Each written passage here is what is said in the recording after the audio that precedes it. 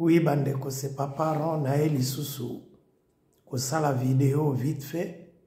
Parce que bandeko, toyeba bien que salwana la cigale, soki to longa kiango parce que to benga kipe o to benga kaba riverain. Donc bateau bakangama kina sala la cigale. Na yango, pona makambo ya kofira oyo na salwana ya denova wana. Tozui ba numéro ya ba téléphone ya ba magasin oyo kangami na place wana. Eza magasin moko liboso komo nango Drey. Magasin mibale eza stockage ya ba jean de marque na magasin misatu ezali place batekaka spécialisation na bango biloko ya ba fête. Donc sans plus tarder nazopesa ba numéro ya téléphone ya ba magasin wana.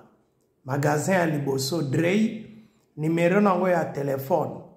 Pona bandeko oyo, bazali banda ya France, ezali 0033 1 39 78 08 00.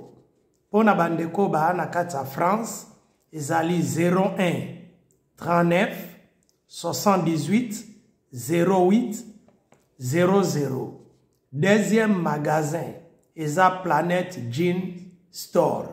Numéro nango ya téléphone, pona bandeko bazali banda ya France, ezali 0033 préfixe 1 39 97 20 18.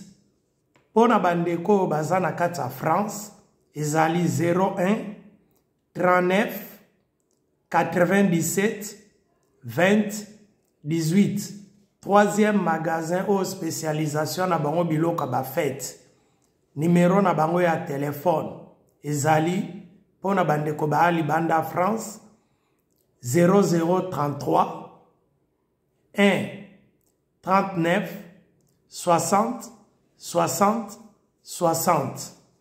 Pona bandeko baana kata France ezali 01 39 60 60 60. Et puis bandeko rectification mususu ezali parce que saluana eza penana mboka wana ya Pierre Lay eza toujours na 95. Mais il faut to attaquer pe mairie wana oyo susu ya mboka wana muke wana Pierre Lay. Yango na opesa susu numéro ya téléphone oyo ya mairie ya Pierre Lay. Numéro nango ya téléphone pona bandeko bozali banda France ezali 0033 1 34 32 31 30.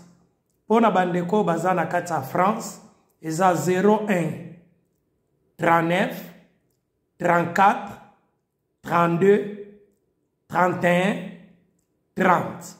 Et puis adresse email ya mairie wana o ya Pierre Lay. Place penza salle eza situé. Adresse email nango ezali accueil@pierrelay.fr. Na koepele accueil